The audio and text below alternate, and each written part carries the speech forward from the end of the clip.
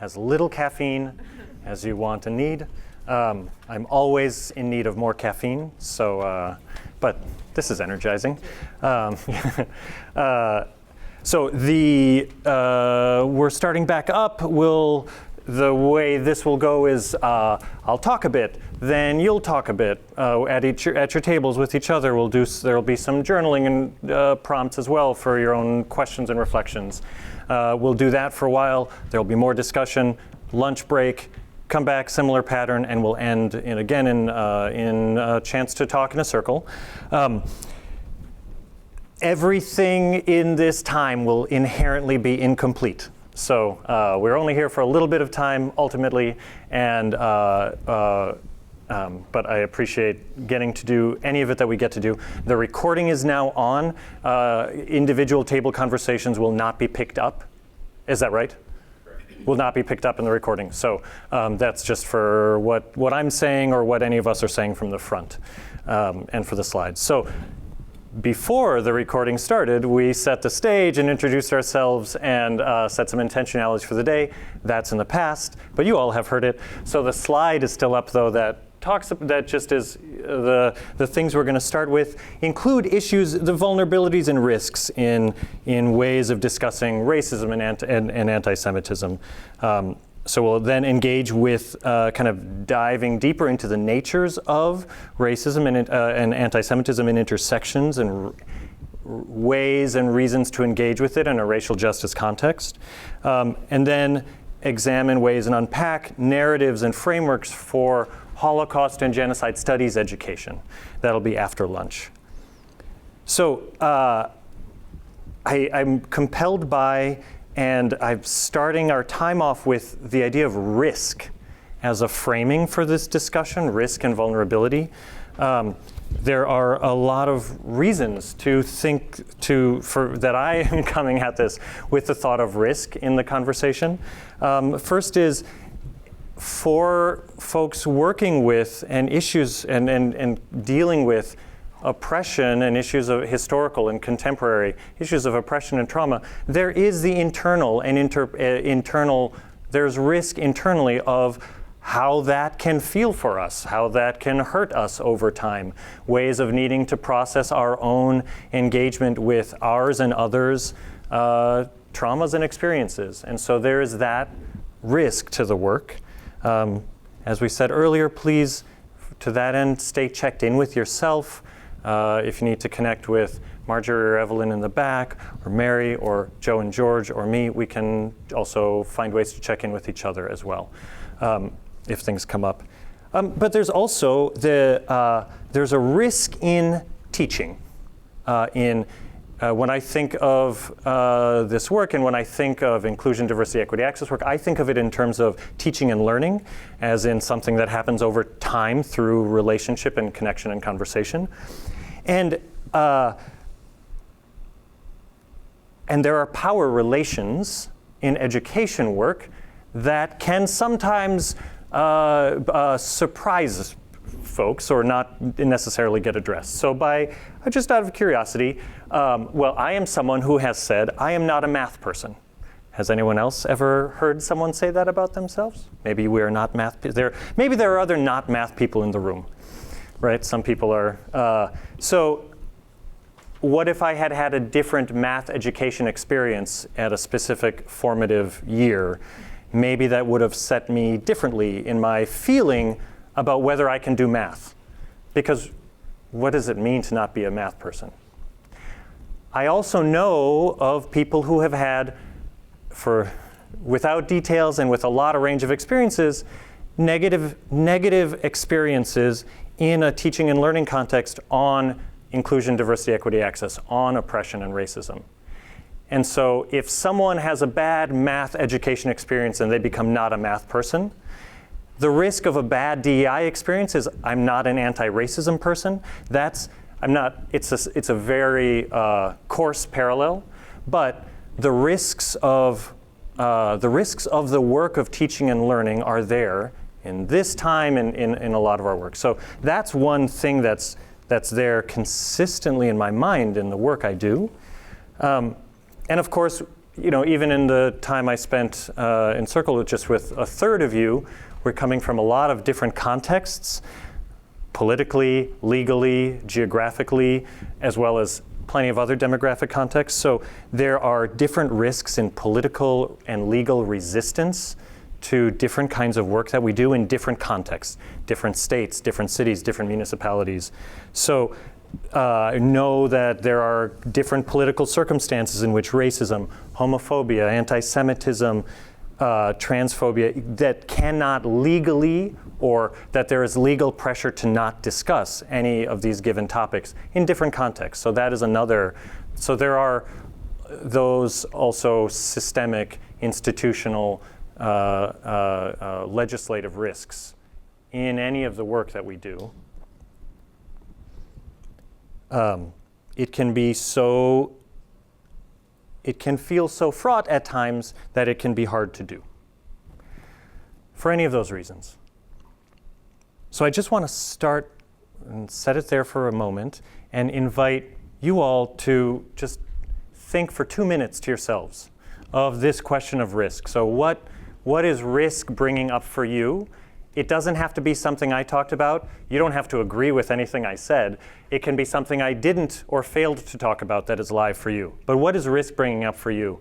And just if you have a chance to reflect to yourself on what is your experience of navigating risks in either teaching and learning or any of the other professional contexts and museum contexts that you've been in.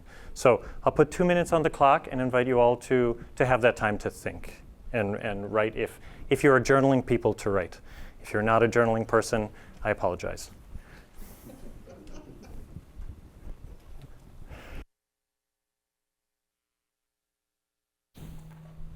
Thanks all for taking that time to do that thinking. I'm going to share a scenario that brings up issues of this risk and then invite you all to speak at your tables, if you'd like, in response to some prompts. The scenario, so I read this study about a production of The Merchant of Venice, a Shakespeare play, in Sweden in 2004, 2005. I'm not going to go too much into the history of the play itself, but The Merchant of Venice has a long history of being emblematic of many kinds of anti-Semitism. It was written by Shakespeare long after Jews had been expelled from Britain. There were no Jews in Shakespeare's society. I just want to note that Jews had been expelled at least once, and sometimes multiple times, from every country in Europe, and no expulsion was as thorough or as long-lasting as the expulsion from Britain, which lasted from 1290 to 1656. So in Shakespeare's lifetime, it was illegal for a Jew to show up anywhere in the Kingdom of England. And yet, Shakespeare used a Jew as a villain to Shylock, to popular repute, or like to popular audiences who had not ever met a Jew. So they were well acquainted with the anti-Semitic, anti-Jewish tropes that Shakespeare used in casting Shylock as the villain. Tropes of Jews as simply evil, as wielding control through money and capital, as seducing Christians. These, for people who had never met a Jew, for generations had never met a Jew, were conversant in these tropes. So the director of this staging of The Merchant of Venice in Sweden explicitly had the aim of combating anti-Semitism, knowing that that is central to the play. So there were public discussions about the anti-Semitism in the play and attempts to respond through that sort of education, to respond to the anti-Jewishness through that sort of education. There was a survey of theatergoers. Now, I don't speak Swedish, so I've only read reports about this that are translated. I am not able to attest to any of the survey or statistics.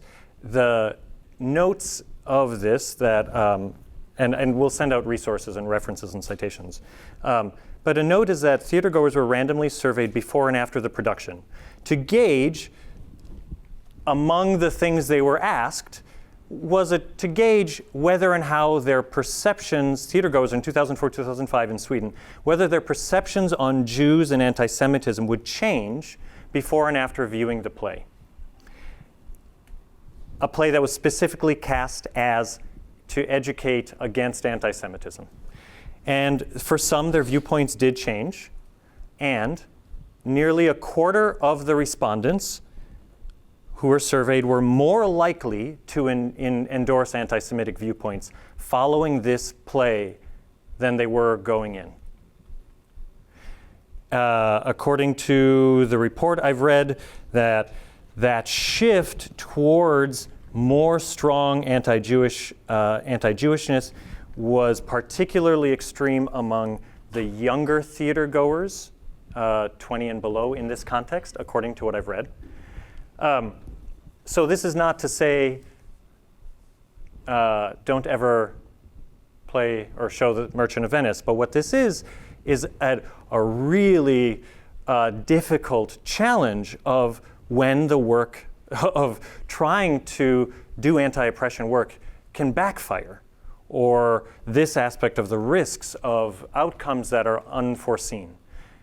Would they have cast this and done this if they knew that 25% of respondents would leave feeling that Jews are more of a problem in society than when going in is a question. So this scenario, I'd like to then turn you to each other at your tables. The prompts for this are, you can respond specifically to this case, you can respond specifically to anti-Semitism, but also even more generally, or in your work. Have you navigated issues of anti-oppression or DEI work not going as intended? Are there things you're thinking of and bringing out about this work, the risks and backfiring in the work? Have you seen resilience in the face or been resilient in the face of these kinds of risks?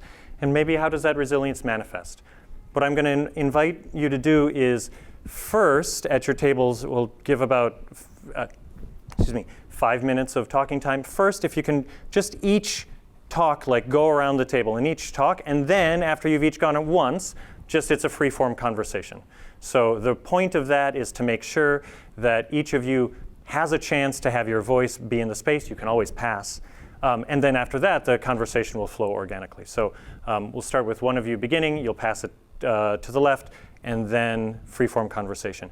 If you don't want to respond to these particular prompts, or they're not helpful, please hold them lightly enough to be helpful to you.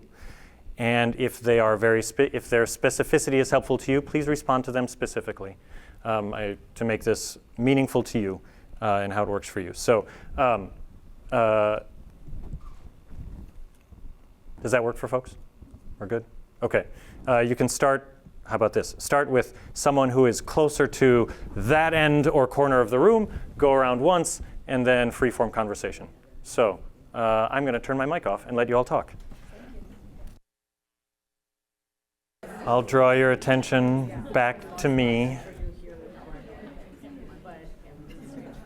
Thank you all. I regret interrupting your conversations. I've done it anyway, but I do regret it for what it's worth. So thanks for talking with each other. Thanks for engaging with those ideas.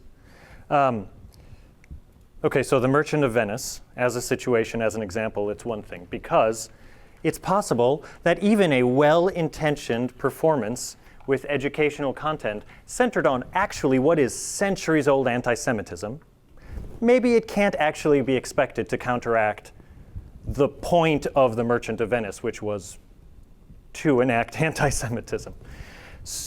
Okay, so not to ask too many things from that piece, but right now we're going to turn to a text and a reading because similar issues in the effectiveness of Holocaust education generally have been discussed in the field of Holocaust and genocide studies generally, and in particular, they were well publicized in an April 2023 article by writer and scholar Dara Horn.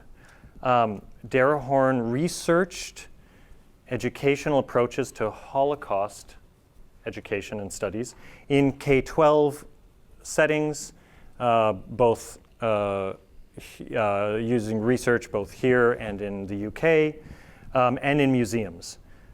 She finds many good intentions, many flawed approaches, and incomplete stories. It is, for a lot of reasons, I think it's a worthwhile article if you haven't read it. I'm assuming there are many people here who have read it. We're going to read an excerpt of it together. Certainly anything about its conclusions, its wording, its choices, these are like fully open to disagreement. This is not about convincing or creating a consensus or an agreement. It's a very compelling article to think with for me for many reasons. One of which is, as a Jew and a child of a Holocaust survivor, there were things in Dara Horn's article that that resonated with challenges in navigating the work, anti-oppression work generally, and Holocaust education and heritage specifically in complex settings. And as we will discuss, there are specific things that I find myself in, let's say, in distinction or in disagreement with some of Horn's framing. So we're going to look at that next. First, we have, it's like a multi-page article. It's available, but we have, I've created some excerpts. And thank you, Mary. Mary's passing them around. I'll put time on the clock for you all to read this and highlight it. The prompts for when we talk about the article are this. So what's standing out to you? Like, what are you highlighting in here? You could share something about that. What are you challenged by, or what excites you? And what connections are you making to your work? I also want to invite, since it is as a move towards accessibility, if anyone would want to hear the article read out loud or read it out loud with others, I can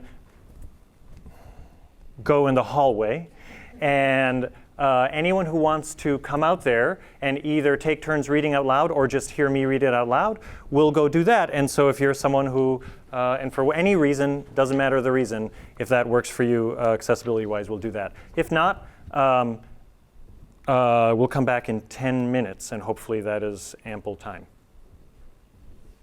Right? Okay.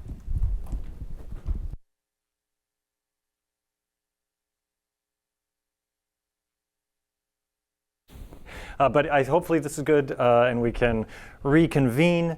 Thank you all for doing that reading and thinking. These are the prompts. Just like earlier, do one round, and then have a flowing conversation at the table. That's a chance to make sure that each of you has a spot to know that you're speaking and a spot to know that you're listening, and then the conversation can flow and grow, and you'll make connections. I'll put a timer on for 5 minutes for this conversation. This time, if you can start with the person who is roughly closest to that corner, just one round and then a conversation. Please have your conversations.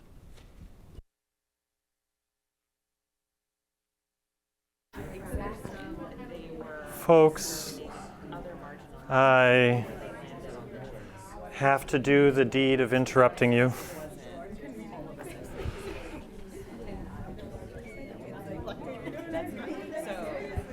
But thank you for your conversations. More is coming.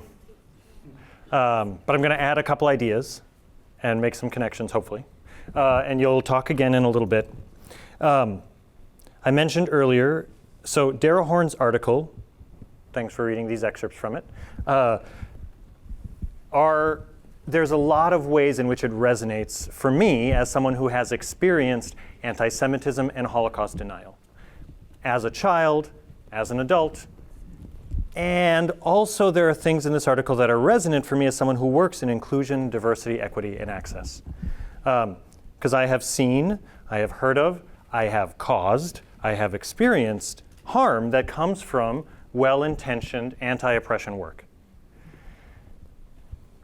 And I think about that all the time. And I also have is it a disagreement? I have a distinction from one of the points that Darrell Horn makes in this article. It's not, I believe, in your excerpt. She writes, American Holocaust education, in this museum and nearly everywhere else, never ends with Jews alive today. Instead, it ends by segueing to other genocides, to other minorities suffering. This erasure feels completely normal. Better than normal even, noble and humane. She later writes, it is dehumanizing to be treated as a symbol. It is even more dehumanizing to be treated as a warning. On the one hand, I don't disagree with that. On the one hand, Darrell Horn is correct that anti-Semitism is a legitimate concern as a thing. A report from the FBI and Department of Justice that tracked hate crimes in U.S. schools from 2018 to 2022 found that in that time period, there was a massive increase in reported offenses. So many things that we can unpack and talk about in any research like this. But they did find that in that time period, there were a total of 1,690 reported anti-Black offenses, 745 reported anti-Jewish offenses, and 342 reported anti-LGBT offenses. The New York Times, that was from CNN. New York Times version of that has the same numbers for anti-Black and anti-Jewish, but gives the number of 900 instead of 342 for anti-LGBT. So nonetheless, and so we can talk about the sources, but nonetheless, those three groups represent by far the largest number of tracked hate crimes in US schools from 2018 to 2022. All other groups and demographics come below those. So it is worth caring for the oppression and trauma experienced by any group for its own sake. And anti-Semitism itself has played a clear role in racist harm that other groups have experienced. So yesterday, in the keynote, Jennifer Scott shared the generational analogy of Jim Crow, James Crow, Jimmy Crow, and that Jimmy Crow is wielding a tiki torch, and that's something she said that a colleague of hers at the National Urban League wrote, and it's in a press release. So it is. I'm referencing the thing that we heard her say yesterday, and it's to note that character of Jimmy Crow with a tiki torch was chanting, "Jews will not replace us." So I will bring up tragic things, but not in a way I hope that is intended to in no way be gratuitous about it, but just to note the tragic racist murders of 10 Black people in Buffalo, New York were perpetrated by a white supremacist who not just believed, but wrote extensively on anti-Semitic conspiracy theories. So they specifically, even in their writing, wrote that they're not directing their violence at Jews. That's for someone else to do.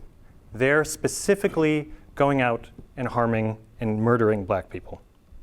Anti-Black racism must be stopped. And this was a case where the perpetrator was explicitly quoting as a motivation anti-Jewish thinking.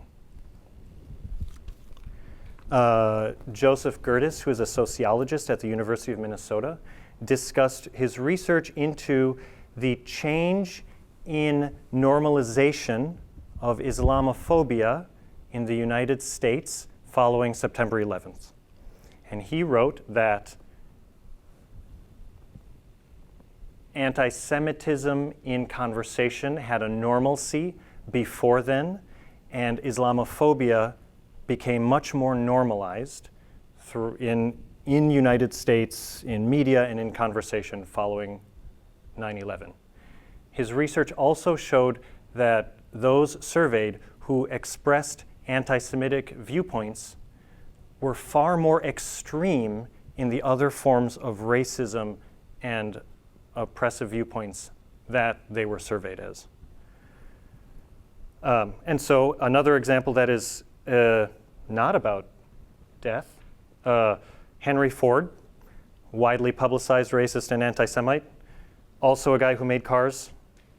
Did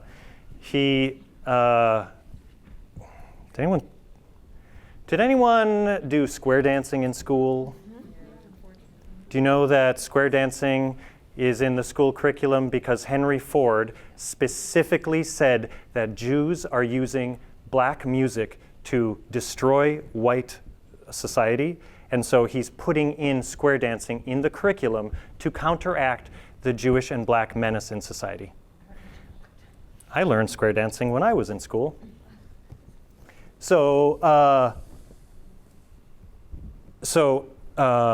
And Mary, we can thank you for the. A reading is going to come out that quotes Eric Ward, who's a civil rights activist from the Southern Poverty Law Center. Thank you very much, Mary. He has written extensively on the role of anti-Semitism in motivating white nationalism and white supremacy, and a range of other hate groups as well. And he discussed it as a kind of conspiracy thinking. I think the top, can I just glance at that? Great, thank you, okay. So the top two in your handout are an article by Yair Rosenberg quoting Eric Ward. So Eric Ward is quoted as saying, "Anti-Semitism has a real impact beyond just hate crimes. It distorts our understanding of how the actual world works," he writes. "It isolates us, alienates us from our communities, from our neighbors, and from participating in governance. It kills, but it also kills our society." Eric Ward goes on to say that anti-Semitism isn't just bigotry towards the Jewish community. It is actually utilizing bigotry towards the Jewish community in order to deconstruct democratic processes. And it does so by framing democracy as a conspiracy rather than a tool of empowerment or a functional tool of governance. So in other words, the more people who buy into anti-Semitism and its understanding of the world, the more they lose faith in democracy, as quoted by Yair Rosenberg. Eric Ward, in another article, writes, "A central insistence of anti-racist thought over the past several decades is that, as with any social category produced by regimes of power, you don't choose race. Power chooses it for you. It names you. I developed an analysis of anti-Semitism," he writes, "because I wanted to smash white supremacy, because I wanted to be free. If we acknowledge that white nationalism clearly and forcefully names Jews as non-white, and did so in the very fiber of its emergence as a post-civil rights, right-wing revolutionary movement, then we are forced to recognize our own ignorance about the country we thought we lived in. It is time to have that conversation. Anti-Semitism fuels white nationalism, a genocidal movement now enthroned in the highest seats of American power." This is a 2017 article. "And fighting anti-Semitism cuts off that fuel for the sake of all marginalized communities under siege from the Trump regime and the social movement that helped raise it up. To refuse to deal with any ideology of domination, moreover, is to abet it." So we have both the need to respond to people's trauma for the sake of their trauma, to interrupt harm and oppressive systems for their own sakes, and also for the ways in which they are mutually intersecting and mutually reinforcing. And in this case, in Ward and other research, the way that anti-Semitism is a consistent marker and fuel. So in a moment, I'll invite you to chat with each other again. But first I'm just going to bring in a couple other quotes, give you a chance to chat with each other, and then add a couple other ideas. Then pretty soon it'll be lunch. So, I was thinking about the fact that anti-Semitism, as we see, in a lot of different ways is harmful. As with other forms of racism, there are vociferous debates about what constitutes anti-Semitism. And we are not going to compare published definitions. We could, and that could take our time, and that's not the thing I'm going to have us do right now. Not for the sake of, not for the lack of its value. I mean, it's interesting enough to discuss whether there should be a hyphen in here and all of the history entailed in whether there's a hyphen there or not, and if anything should be capitalized. So there's a lot to talk about. But instead, just noting here, Eric Ward was writing that in his experience, questions about what is anti-Semitism are often, he writes, actually questions about why we should care about anti-Semitism. So the question for me right now is not what's a written definition to get into right now, and not that that's not valid, but that anti-Semitism is a form of racism now and historically by virtue of the dynamics of the ways in which anti-Semitism manifests and operates. Also, it does things differently than other forms of racism. So we're going to get into those distinctions in a little bit. A little flavor, and incomplete for the next little bit of time, what we can get into for just now. First, though, there are two quotes to share. Thank you. Robin D.G. Kelly, this is adapted from the Understanding Race website, which is connected to the race exhibit here in the museum. Kelly writes, racism is in some ways a very complicated system of knowledge where science, religion, philosophy are used to justify inequality and hierarchy. That is foundational. Racism is not simply a kind of visceral feeling you have when you see someone who is different from you. And Eve Tuck writes, the next one is this quote from scholar Eve Tuck that she was writing about places that people learn about race and racialization. Some people learn about it through experience, learn concepts from family, from school, from institutions, from workplaces. In her context of working in academia, she was talking about ways in which people learn theories of racialization and racism in school in an academic context as well. And she writes that certainly learning to theorize meaningfully about race, racialization, and racism is humbling. The goal is not to arrive as an expert at a final destination, but instead to understand our thinking as always a work in progress. So this is a point of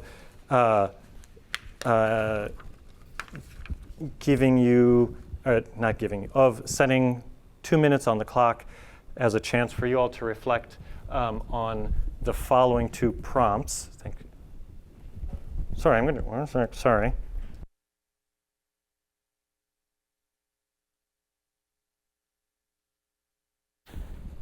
I'm back. Okay. So this is I'll put 3 minutes on the clock for journaling time in response to these thoughts for you to reflect. If you are someone who is not a journaler, hopefully 3 quiet minutes will be nice anyway, and we'll pick it back up from there. Does that work for y'all? Okay.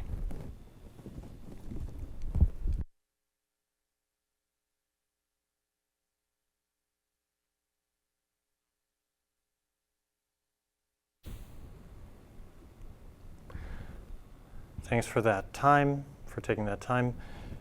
What I'm going to do next is share two aspects of history that get into two different aspects of how anti-Semitism operates, ways in which it is connected to racism generally, and then invite conversation and your thinking and conversation with each other. So earlier, I mentioned that Jews had been expelled from nearly every part of Europe, and many other parts of the world too. And yet, the Spanish Inquisition of 1492 is probably the most well-known expulsion of Jews from a place, which is interesting given that, remember we said earlier, the expulsion of Jews from Britain lasted longer and was more thorough than any other. Had anyone heard of the expulsion of Jews from Britain for hundreds of years? Some people. Some. So also, did you know that there was a time that Jews were expelled from parts of the United States during the Civil War by General Ulysses S. Grant? No. So there are also expulsions of Jews that happened in the one that I know of, expulsion of Jews within the United States that is less well known than the Spanish Inquisition. There are other expulsions of Jews from Spain before 1491 also. So something that I was not taught when I first learned about the expulsion from Spain in 1492 is why I learned about it. And if anyone knows, there's a Monty Python sketch in Flying Circus, nobody expects the Spanish Inquisition. In some ways, everybody expects the Spanish Inquisition relative to other expulsions. So why is that? I learned as an adult that there's a key difference in the 1492 Inquisition were the ways, one of the things that's key and different is the ways in which it targeted Christians. So also in quoting Monty Python, I'm not downplaying the expulsion from Spain, not trying to make light of that. That's why my family is not currently in Spain. So I'm a Sephardic Jew, we were there and are no longer. In the centuries preceding the 1492 Inquisition, some Jews and Muslims were forcibly or voluntarily baptized as Christian. They lived as Christians, they had children, they had grandchildren. In the lead up to 1492, they and their descendants became known as New Christians. The Inquisition of 1492 went after these new Christians, along with Jews and Muslims. This was connected to a doctrine called limpieza de sangre, purity of blood. This next slide is, thanks. A quote, indeed, so I'll unpack this quote after reading it. Indeed, race is a mental construct that in the Spanish Renaissance associated Moors and Jews with horses. Pureza de sangre, pure breed, mutated into limpieza de sangre, pure blood, when the Spanish Inquisition began to regulate mixing among Christians, Jews, and Moors. So the obsession Christians had with pureza or limpieza de sangre was nothing less than the historical foundation of modern racism. The Inquisition was one of the first modern institutions to regulate racial classification and hierarchy. Race was, the term raza had been used in dog and horse breeding. Is there a next? Oh, thanks. So, quote, this is from later, but a 17th century Spanish dictionary, race or raza is the breed of purebred horses. In cloth, the thread which is different than the rest. In that of lineages is taken to be the bad part, such as having a raza, a race, of Moors or Jews. So race was invented to take money and resources not just from Jews and Muslims, but also from Christians who had been identified as having Jewish and Muslim lineage, even generations back. And to protect Spanish blood purity from contamination. So the Nazis didn't invent the concept of Jews as a race, certainly. The concept here of race itself is invented in the 15th century. And it identifies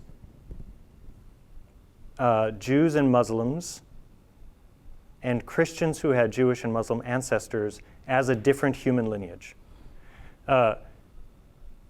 From its beginning, racism uses the concept of blood. Blood is real, of course, but our blood looks the same. So it invents the concept of blood purity to protect hegemonic wealth and power, to take resources and kick people out. And of course, subsequent to 1492, these concepts of racial hierarchies were and continue to be instrumental to how European societies rationalized war, theft, and enslavement of Native Americans and Africans and more. So that critical time in history of engagement with more populations really changed the way humans are classified by power structures. There's certainly more to talk about. I think that one critical note for me here, among other things, is that this comes from, so when it comes from horse and dog, like it's natural, science is integral to racism from its beginning. It's not just science, Linnaean science in the 1700s. It's not just in the 1800s. It's from the very beginning, concepts of how humans classify and relate to the natural world, even in these like early modern times, are how and why racism is justified and rationalized. The story is certainly, this is a drop in the bucket of the conversation, but that's one thing. Now, the other thing to connect here is that, so the racialization of Jews isn't just about categorizing Jews as a racial other or as racially inferior. It also is connected to a long history of defending against Jewish power. So this is an aspect of anti-Semitism that is central to how and why it motivates other racist violence. So anti-Semitism throughout history does act and operate along the lines and language of race, religion, culture, depending on the times. And I want to reference that there is a historian, David Nuremberg, who talks about the ways in which previous snapshots of generations of thinkers who were writing things that today we see as anti-Semitic, at the time were saying, no, I'm not being anti-Semitic. My problem is bad power structures. But that happens in previous generations. So what is it about evil power structures that allows for conversation that hurts people? So I want to I just go way back to the Bible for a moment. So at the inception of Christianity and Islam, at two different times, and this is especially the case for the early history of Christianity, but those were, in very rough, coarse terms, two universalizing religions that were tied to empires and spread that way. That is not what Jewishness was then or is now. And Jewishness was central to Christian and Muslim founding texts. The Christian God is a Jew. So the people writing the Gospels are not necessarily predicting what's happening 2,000 years from now. So I'm not writing intention back. I'm trying not to be anachronistic and write intention back. But they are wrestling, and for the next few hundred years of development of church power, are wrestling with the idea that if Christianity both has a Jew as a God, or the Son of God, and also there are Jews there, how is it arguing for itself? So there's doctrines of supersessionism, of saying that Christianity is the improvement, evolution, the better choice, the development of. And at the time, this is previous to church power, but at the time, these battles in text are very strong, and it's super diverse. So this is a very simplified conversation. But in the Gospels, so we have both that Jesus was a Jew, and also that Jews are cast as the murderers of Jesus. And there is the quote that in John where this is not necessary.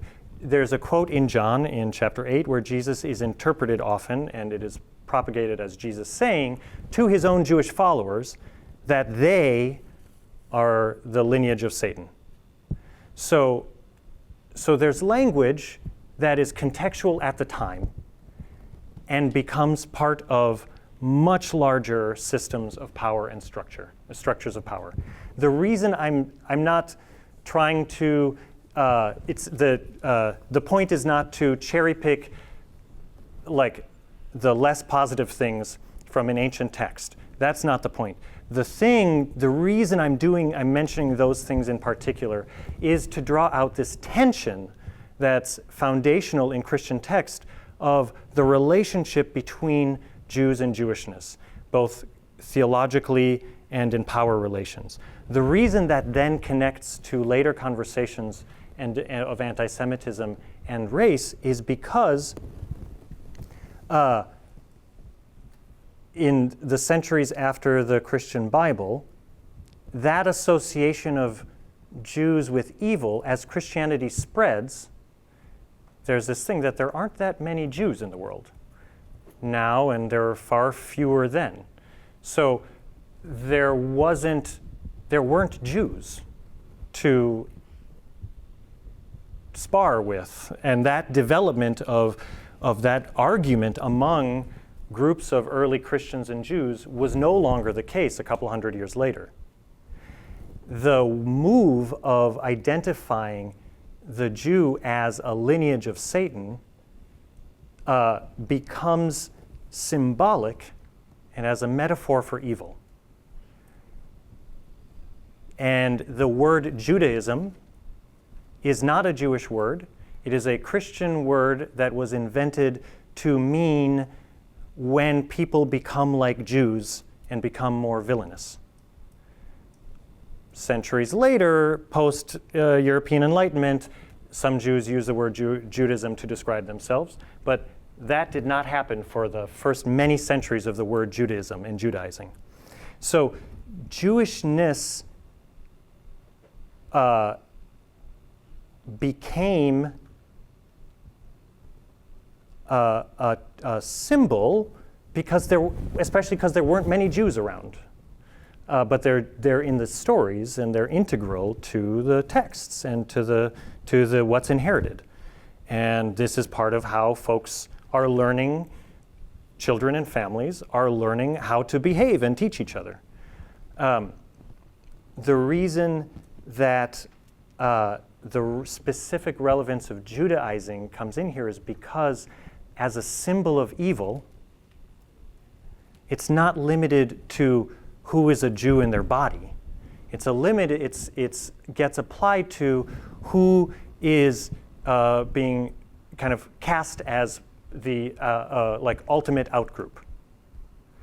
Over a couple hundred years, 1,000 years of European history, this becomes deeply entangled with issues of money, because money becomes economics changes, and this same language and symbolism of evil and villainy then becomes applied to and connected to misuse of wealth. And money doesn't exist. It's an invention. It's not real, so it's a symbol.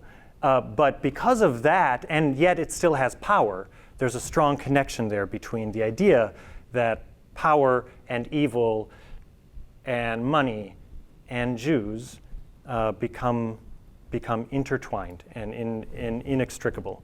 So we have a situation where Shakespeare, writing in the 1600s, maybe has never. I don't know if there's a situation in which Shakespeare or his ancestors could ever have met a Jew, but he already knows that Jews are a symbol of evil and wealth manipulation. So, the connection back to racism is in 1492. Who would believe that a new Christian should be inquisited because they have one Jewish great-grandparent or grandparent? That seems like, it's not that a bunch of people are saying, oh, I don't like Jews now, this is right, I'm going to take up these new ideas. There is an inheritance of ideas in which the symbol of Jewishness can be transposed onto other people. So the symbol of Jewishness and evil can be used and applied to other people, and the Inquisition era legislation transposes that back onto blood, onto body and lineage. And it says, okay, if evil can be something you can become more like, Judaizing, well then let's protect ourselves from that by kicking out anyone who could change our heritage and lineage. Is that okay where I've taken us to for the moment? Does this make enough sense for right now? Because it is certainly an incomplete story. The reason why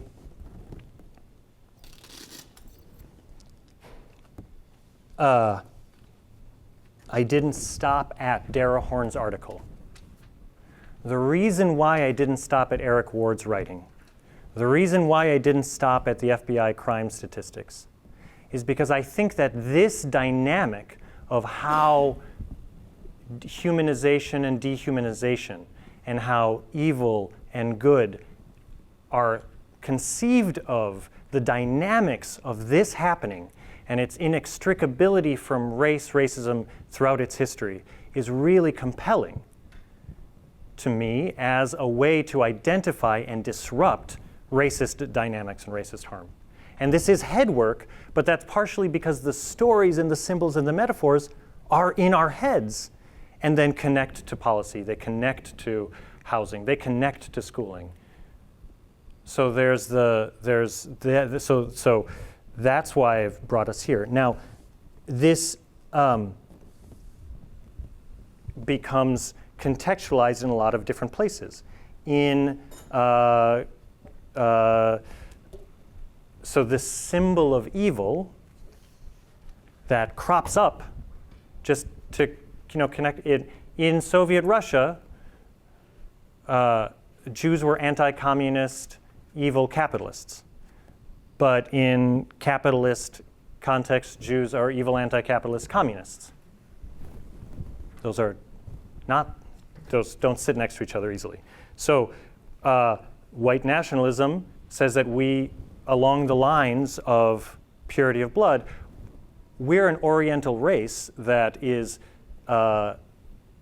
secretly getting into bloodlines. And so we need square dancing, for example. And that conversation is no longer about blood, but it's about DNA these days. So for others, Jews as representing evil power are therefore the quintessential evil power in a given conversation, can represent that. That looks different in different social contexts. The ultimate problematic power, if it can be both communist and capitalist, it can be all sorts of any other things, including today in our conversations, in our lives. So, just by way of example, Albert Einstein, a Jewish physicist, before, in the 1920s, I believe, in 22 maybe, I should not quote a number that I can't be exact about, but there were protests against Jewish science, against mathematics as the Jewish science. So Jewishness as evil associated with a Jew then gets transposed onto physics. So the dynamic of what we include and exclude in different social contexts is really nuanced and intertwined. And so there's this secret power mathematics, Einstein, secret power, and we're going to protest it.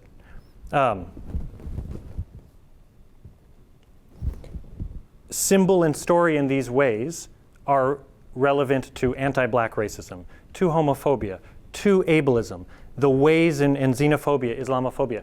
Systems of oppression also work with these dynamics generally, and also in different ways. This long lineage of understanding this, of anti-Semitism being a way to kind of cast a light on this is one thing that has been very compelling to me. One last thing before turning you to conversation with each other, so I'll stop talking, is one of the ways in which, when I said from the beginning, of when people are like, oh, you're just white like everyone else. Jewishness is just a faith. Throughout history, throughout Jewish history, Jews have used the language of that is both endemic and also the language of dominant culture. So Jews have self-described as a nation, a people, a religion, a culture, a civilization, an ethnicity, an ethnos, a race, a faith, a family, tribe. And the power structure in the moment can constrain who I get to be relative to other people. Census checkboxes are ways in which these legacies of categorization show up on a small basis. And the entirety of the fact that the fact that Judaism is a word that Jews use is a critical identification of a dynamic of dominant oppression coming into how a culture talks about itself within its dominant context. So, I want to stop there. And first, I'll ask some prompts of you. Put a couple minutes on the clock for you to think. If you need a moment to get water, take a breath, not listen to me anymore, those are all legitimate things to do. The prompts, the things that I'm hoping that will come out from this are, and then you'll talk at your tables. So, what are ways of reassessing and questioning these inherited stories, of all sorts of inherited stories that we have? We might be inheriting them from not just other generations, but our peers too. So what's our encounter with stories and narratives, and how do we think about that and reassess it and talk about it? How do we incorporate the nuance and messiness of history and identity into our work, into DEI work? What does it mean to have ideas of race and racism that are on our census forms and constrain who people are, as well as other things? And so how do we question what we think we know? I'll put a couple minutes on the clock and then invite conversation. So hopefully those prompts can be generative for you.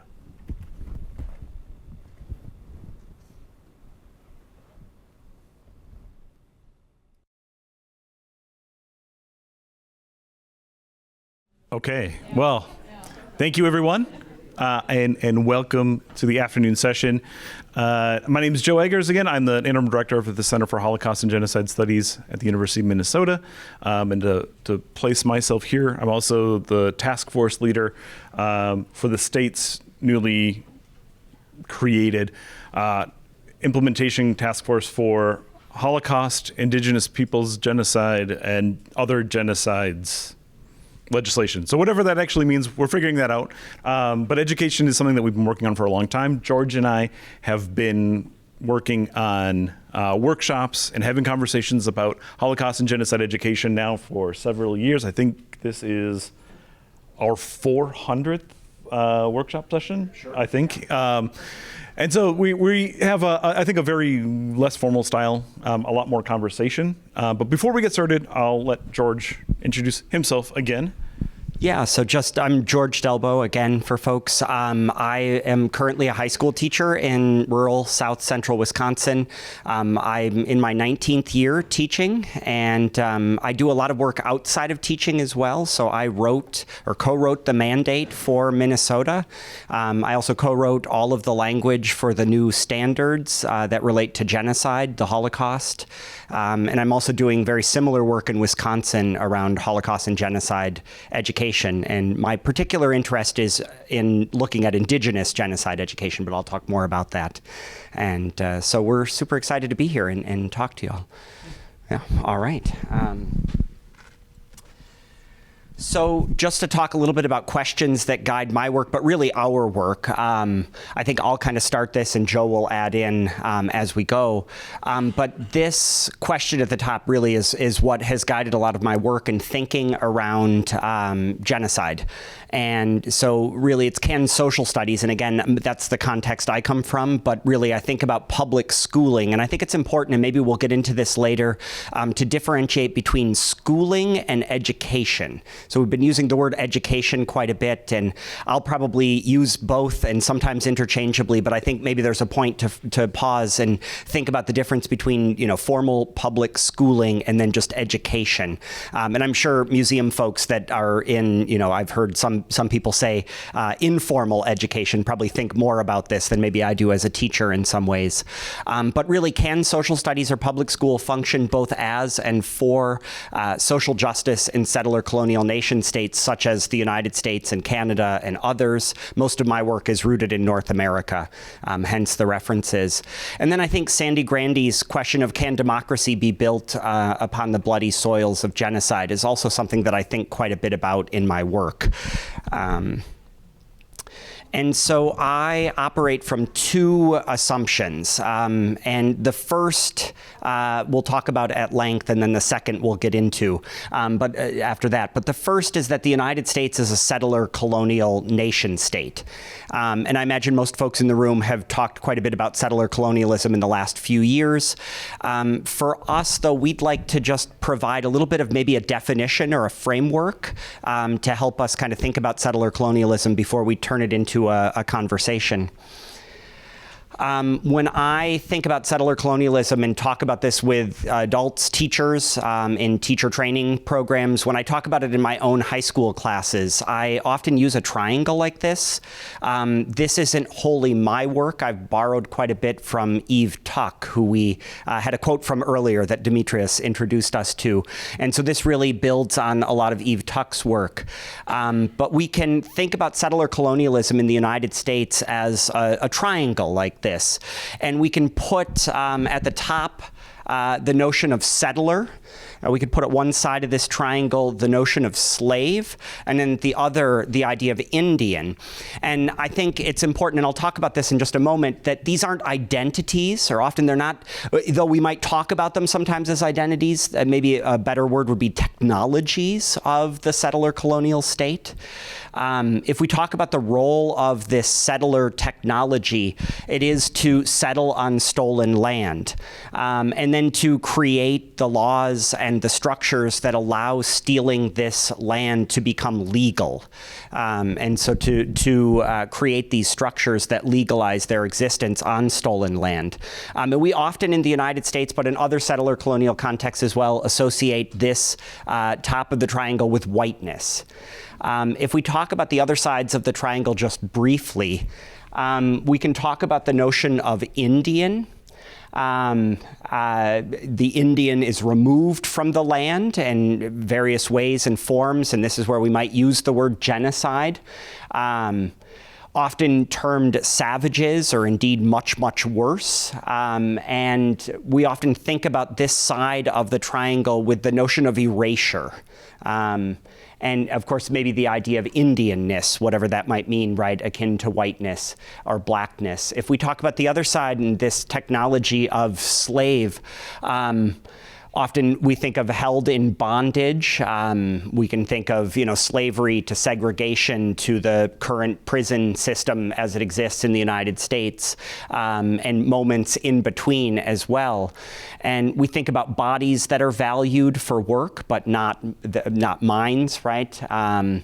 And we often then associate the idea of blackness with this side of this point of the triangle. I'll just put up here La Paperson, which is a name for K. Wayne Yang, often writes as La Paperson, wrote that settler, and we could say the same thing for slave, for Indian, right? Settler is not an identity. It is an idealized juridical space of exceptional rights granted to normative settler citizens, and the idealized exceptionalism by which the settler state exerts its sovereignty. The settler becomes the site from which whiteness emerges. Whiteness is property, it is the right to have rights. And so I think, especially when I talk about this with students, right, to talk about these as not identities, but as maybe technologies as a shorthand that works in some ways. The technologies evolve and change, right? That these aren't hard and fast identities. Things evolved to reinforce that settler narrative, that evolution can happen, right? Yeah, and so if we think about what gives this structure its shape, we think about things like treaties or laws or the police, the criminal justice system. I also think quite a bit about school systems, textbooks, curricula that help to reinforce this structure. And I do think this structure shifts over time. So we've done work, Joe and I, around shifting language. For instance, the term savage, though it might still be used, right, is seen as by and large by dominant society as inappropriate. But I don't think we've done much to change, to unsettle this larger structure, though the language we might use, for example, shifts over time. And so I see that certainly in education, looking back at the history of curricula and the way we talk about certain things. But yet I still see education and curricula and textbooks and social studies in particular, right, as reinforcing this triangle.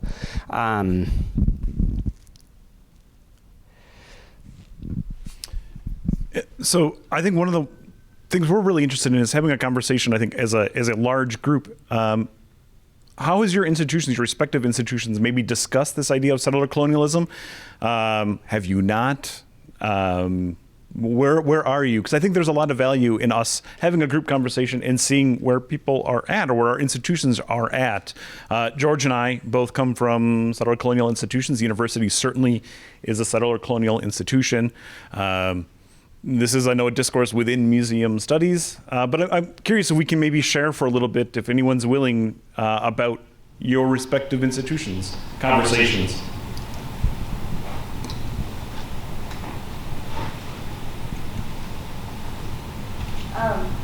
We're from the Fairbanks Children's Museum in Alaska. We're really at the very beginning of having these conversations, but where we have started is that, we quite literally sit on stolen land that belongs to the Dene people, and we're trying to have a conversation about, land acknowledgement is nothing if not, paralleled with reparations or something else to go with it. So that's where we're starting our conversation. Thank you. Anyone else? Yeah, please. Yeah, I'm at the Center for Brooklyn History, formerly the Brooklyn Historical Society, which is the repository of a lot of the legal documents that help dispossess Indigenous people from Long Island, and also had Indigenous remains for many years, not even from the area, from like other continents. And so I think a lot of work was started 30, 40 years ago to begin turning that around, but I think we continue to commit to acknowledging the land that we're on, acknowledging the practices that were done at the institution, and acknowledging our continued responsibility to steward what we have and to collect differently. Yeah.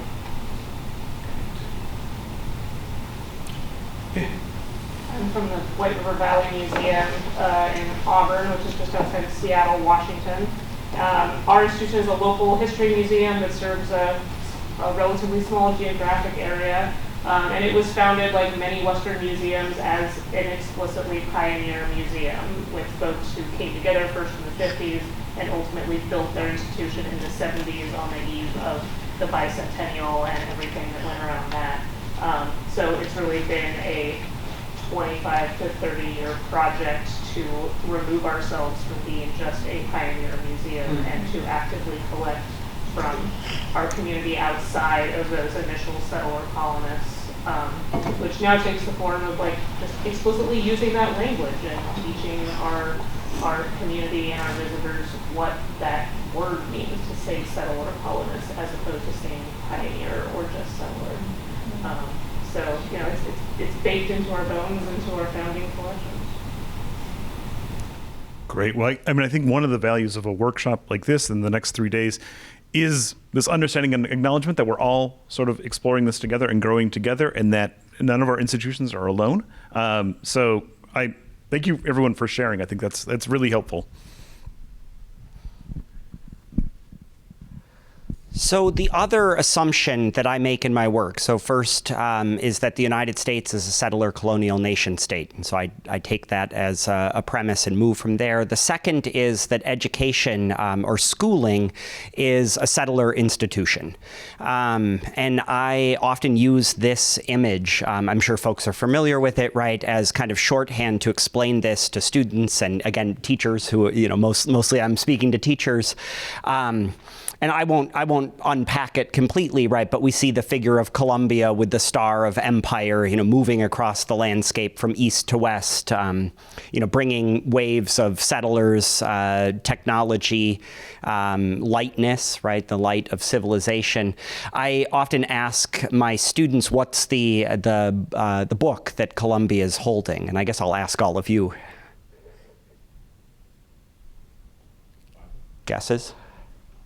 Bible, yeah. Often I get from students and other folks the Bible, which makes so much sense thinking about colonization, what we know about colonization, right? And it's actually not. If we zoom in, I don't know if folks can see it, maybe with the lighting. Yeah, and so I just that gasp right there, does the work that I would hope this picture would do, right, in putting it up here, and to help think about the role of schooling and curricula in this process, and so. I think that's where I'd like to give an example from my own classroom. I'm maybe the lone classroom teacher in that sense in the room, but I think this might be interesting, and certainly a lot of you deal with young people, right? And so it may be interesting to kind of think about and unpack this example. So I teach in Clinton, Wisconsin. It's a community of about 2,000 people in south central Wisconsin. We're about 5 miles east of the city of Beloit. So if you're familiar with Beloit, a small community of about 30,000 folks. And so we're a farming community just on the outskirts now of Beloit. And this is indeed my classroom from a few years ago. I have been teaching in this school for 4 years now. And it's been very interesting coming from the Twin Cities to this community. I live in the community as well, just a few blocks from the school. And one of the things that I would point out is that my students, if we're talking about genocide and the Holocaust, my students I survey them every year. I teach a junior, senior elective course on genocide. And the first thing we do is we get an understanding of what they have learned. And we have such high teacher turnover that I need to do the survey every year to understand what did they get in 8th grade and 9th grade and 10th grade. And I've found that on average, my students study the Holocaust in particular. Often they don't talk about other genocides, including indigenous genocide, but they've studied the Holocaust on average 7 times by the time they get to my class. So my class would be number 8 for them if we do talk about the Holocaust in the genocide course. And some years we, believe it or not, don't, right? We leave the Holocaust out in favor of other cases of genocide, which is another discussion altogether, right? An interesting discussion. And it's even more if they study German. So we have a German program, and they would get it every year in German class if they do take German. And so 7 times. And I guess my question coming into the school is, what's the purpose of studying the Holocaust in this community? community, where I've never had, at least to my knowledge, a Jewish student. I haven't had a Jewish colleague. What role does the Holocaust play in this school? And I think it's a question that, yes, particular to this setting, but we could broaden it to ask about the United States in general. What role does the Holocaust play in our education system? And I think we'll ask the question about other genocides, in a moment as well. So this is the community. This is just a block or two down from the school. And I imagine for most folks, if you're not from a rural community and maybe you're based in the Twin Cities, your assumptions about this community probably hold true in many ways. It's very politically conservative, socially conservative. There are pockets of resistance to that within the student body, within the school, within the community. But by and large is a very conservative space. And maybe I'll just put this picture up and let that speak rather than go through much more about trying to describe the community. We have in the middle of town a park. It's called Settler Park or Settlers Park. It's really the only park that we have in town, and so it has sports fields and playgrounds. It also has this cabin, and this cabin has a local historical society sign. So this isn't from the state of Wisconsin, but a locally produced sign. And the cabin is from the early 1830s or the mid 1830s when the first settlers came to Clinton and settled on this land. And I won't read the sign. You can imagine what it says, right? It's all about these settler firsts, right? These first settlers that came and settled this land, and the struggles and the sacrifices it mentions, right, that they made as they pioneered this land. And nowhere in town is the Black Hawk War, which took place just a few years, about 4 years before the first settlers came to town. Nowhere is that mentioned. In the local historical society, there's no mention of it in their materials, at least that are public facing. There's no mention of it in town. And I think that's really interesting. This war, the Black Hawk War, which led to the expulsion of primarily the Ho-Chunk who lived on this land so that white settlers could come and claim the land. And what's interesting for me is that in this war, both Abraham Lincoln and Jefferson Davis fought, and they both camped in what is now the village of Clinton on a little creek, the Turtle Creek that runs through town. And so when I moved there and became aware of this, I'm thinking, why aren't we talking about this in schools? I mean, Abraham Lincoln literally camped. That's the stuff of American history. Every teacher would be, eager to talk about this, but it's left out completely. So we don't talk about. Students are well aware. The students I teach well aware of this settler history of Clinton, but not the indigenous peoples that were there before, right? They have very little understanding of indigenous history of that area. Yet they do study indigenous history, right? Native history, and they talk quite a bit about the Trail of Tears, just not this version of the Trail of Tears. They talk about other aspects of Native history from around the United States, but this local history is completely erased. And that's not just a phenomenon in Clinton. It happens all over the United States. As a matter of fact, Professor Gene O'Brien, who teaches at the University of Minnesota, wrote an entire book about this called Firsting and Lasting, and how settler communities, especially in these local histories, talk about the first settlers, and if they do at all, the last natives that lived on this land. And in Clinton, that's even been erased. And so my students have very little understanding of this history. Or they have a very particular understanding of this history, leaving out perhaps one side or many aspects of it. I also, when I moved to town, and maybe I'm a social studies teacher, I studied history for a long time, and I'm just interested in local history and making these connections and, connecting with the community. But I found this, and so this is an article from a newspaper in Rockford, Illinois, which is just about 15 minutes to the south. And it's talking about a KKK rally that took place just outside of Clinton, so between Clinton and Beloit, so technically in Clinton proper, where I teach, on a farm, where apparently there were 5,000 people in attendance in 1923. And of course, you all know the history, but locally, it's the city of Beloit had a large African-American community by the end of World War I, and this community was being pushed out of Beloit in some ways, but also looking to settle in nearby communities to farm. And because of those pressures, right, Clinton, there's this rally, right, to prevent black people from settling in town. And my students aren't aware of this either, right? So this is left out of their history. I don't think it's literally the largest KKK rally to take place in Wisconsin, but it's got to be up there, right? And the fact that we don't talk about this, students aren't aware of this. And perhaps that makes sense, right? I think that's shocking, but maybe all of you are nodding and saying, well, of course this isn't talked about, right, in schools. And I think, too, the irony of having the Reichstag conversation, right, 10 years before Sure. the burning of the Reichstag, and then the Oklahoma article talking about Oklahoma reining in the KKK. Sure. While Wisconsin is embracing this, right? It's a very weird dynamic here. Well, and you might get the bent of the newspaper editors and things, right? But just, that article alone, yeah. I guess this is my question. What does it mean to teach and learn about the Holocaust, anti-Semitism, racism, genocide in this space?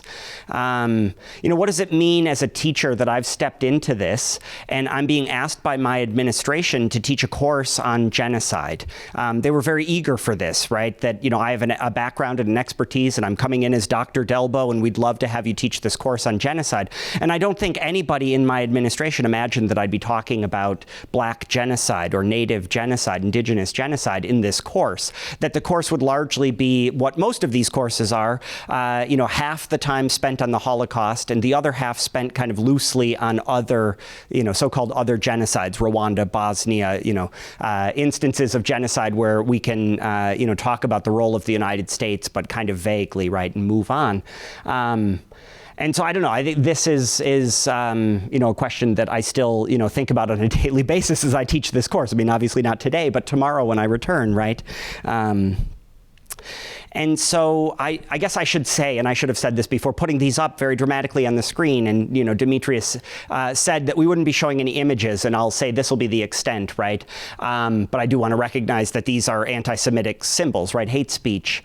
The school, since I've been there, and I have no records from before, but I've taken over 200 photographs, unique instances of anti-Semitic graffiti.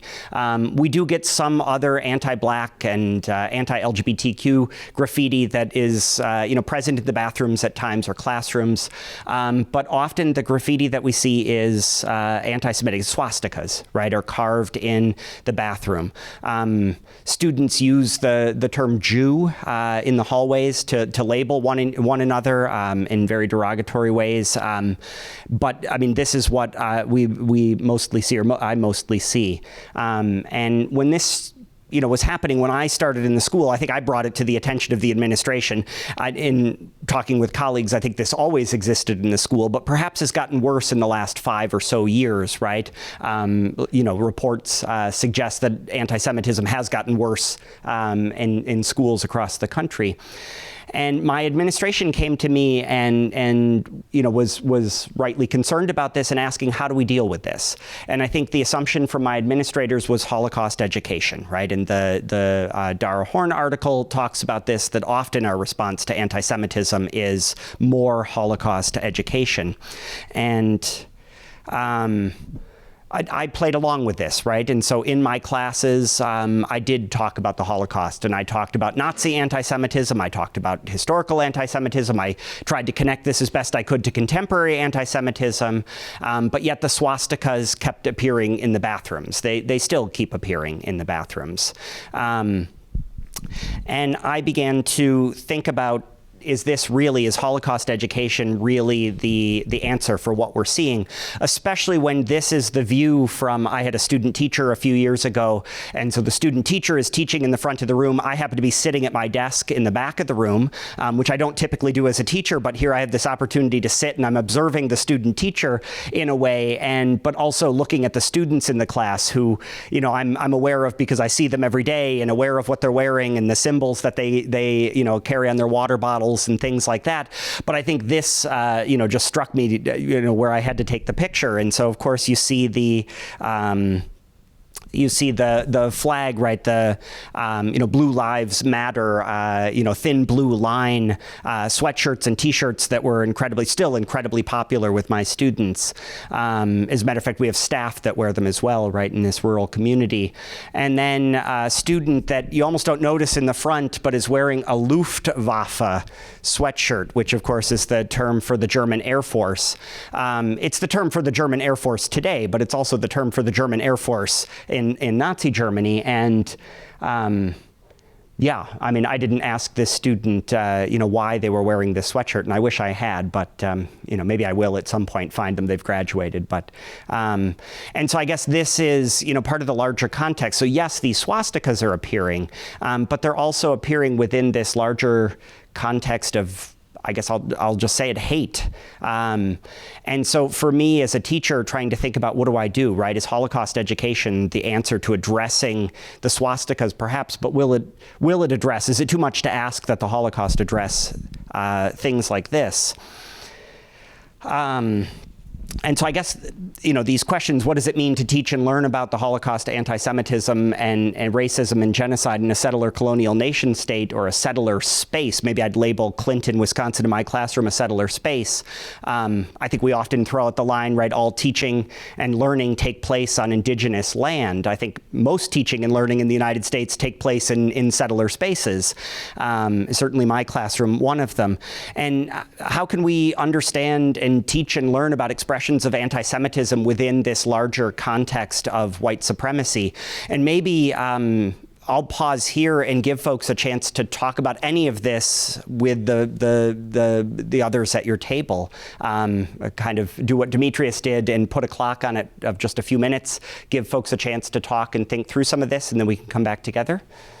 So one of the things that George and I are really curious about now is how you're doing. We'll maybe do a little check-in and see, everything that Demetrius and Mary talked about this morning, how that's settling in with you. I guess, sorry, that may be a bad term. But also how this is resonating with you or not. Is this something that's starting to make sense? You have thoughts? Does anyone has any feelings towards this? Please share. I mean, this is, I think we've clearly established that this is really meant to be a safe space where we can share with one another. So I'll open it up to everyone if everyone has any sort of reflection to share. The concept of settler colonial is very interesting to me as somebody who's done all this work in the South, right? We don't think about it in that term.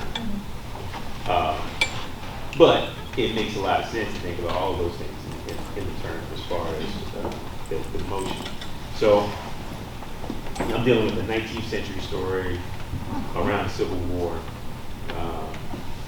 First family of self-governing formerly enslaved people in South Carolina. So what's interesting for me sitting in space is settler colonial, like I got a different settler thing happening with our space, whereas Hilton Head in 1900, 3,000 people, mainly D-Black. And so then when folks came in and bought up space, tax sales, other things, Harris property situations, like was almost a settler situation in the 20th century for my space, because people have come in, they always call it come-ins. You got come-ins and vineyards. So the vineyards, vineyard. The vineyards, are getting pushed off the property. They can't afford to live there. But the come-ins take up the whole space. So you go from the majority population in 1900 to less than 8%, maybe even down to 5% of the population now. So it's been very interesting listening to this. Like, this is really what's happening in our area within the last 30 to 40 years, or at least the area where I'm working. I have a pretty distinct feeling if I tried to lean into that, it'd be a problem. I don't particularly care. If you hear something, then I did it. Thank you for sharing. I mean, that's really important to talk about it. Not as something as the historical past, right? Too, these issues happen today. Anyone else feel like sharing? No pressure. I'm not sure I'm going to figure out how to word this, but I'm trying to think how I would do it. I'm thinking high school kids, or I work in an art museum, so an audience that just comes in and goes through, right? And I think it's so easy to fall into thinking about settler colonialism and the nation state in that way as good people and bad people, right? And there is bad disempowerment. But I feel like when we do that and we bring it down to individual people's levels where you could get pushback, right? Or people could suddenly feel very defensive, and that what that misses is that bigger systemic disempowerment that is also disempowering those settler colonialists. They are the enactors of a much bigger colonializing power, disempower, right? And so I think sometimes I wonder how you could shape that in ways in which there are the issues of disempowerment and is more complicated and not as easy to understand. Does that make sense? Maybe, George, this is actually a really good question for you, because as a teacher, you're dealing with the practical approaches of this conversation, right? Yeah, I mean, I think it's important to add examples, contemporary historical examples, to help folks understand, settler colonialism in the present, in the past, and how it's been, how it's played out, right, and how it still exists as kind of a framing for our society. And so, yeah, I think that's where, for me, right, using all sorts of different examples, which we, usually when I talk about this, I'll include some examples. We cut them out today just for the sake of time, right? But yeah, and that's where I think for me, local examples have been incredibly important to help students understand as well.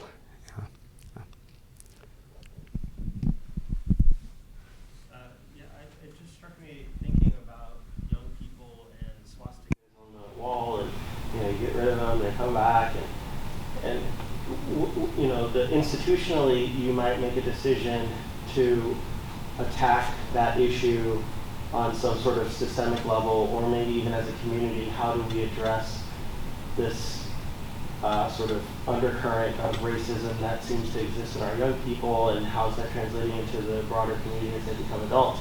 But what about their own peer groups and the feedback that they're getting on the internet from maybe sources like 4chan or going on Truth Social, and they're able to sort of express themselves sort of secretly or in these safe spaces where they feel as though they're feeling out just ideas that they think they're generating themselves, but they're being fed to them in messages around them.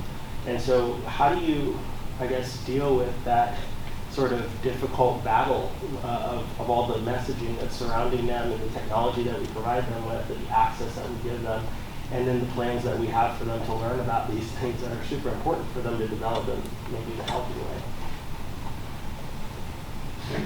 If that's a question, I can try to, the way I thought about this.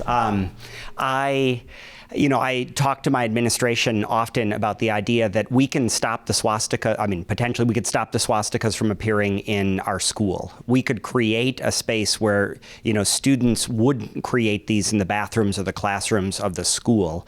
But students, of course, exist outside of the school. Even when they're in the school, they exist outside of the school in social media and video gaming, right? Often when I talk about this with students, they then, come to me with all sorts of examples of anti-Semitism that they're seeing in their lives, right? And video games is a big space, right?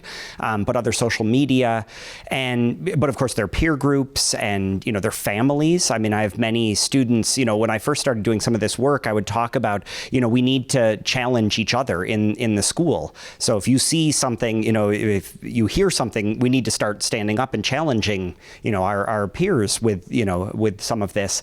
But then I've started to back away from a little bit, because I had a lot of students who are talking about their uncles or their parents. And I don't know what it means to ask a 14-year-old to challenge, their parent. And so I don't know. I mean, as much as I'd like to think that could happen, it's a space that I have so much less control over. And so I don't know. It's complicated some of my thinking about this. But I think that's the sad reality that I've arrived at least for this, this particular moment, is that I do feel like I could influence what happens in the space, and we could create a culture within the space where these wouldn't appear in the bathrooms. But I don't think it would change much for these students outside of the space. Yeah. Yeah, I think part of my frustration with the conversation around this is exactly that, about the context of everything else that's going on in these students' lives, and sort of the critique of the museum experience felt a little unfair in what would seem to be expected in a 90-minute experience and how it might change a life. Needs to be accurate, needs to be good, don't get me wrong, but there's also battling that other element of all the other influences in their lives, families I hadn't even thought about it directly. You've got someone in your family who's espousing these views. How do you stand up to them? I think that's an important aspect of this.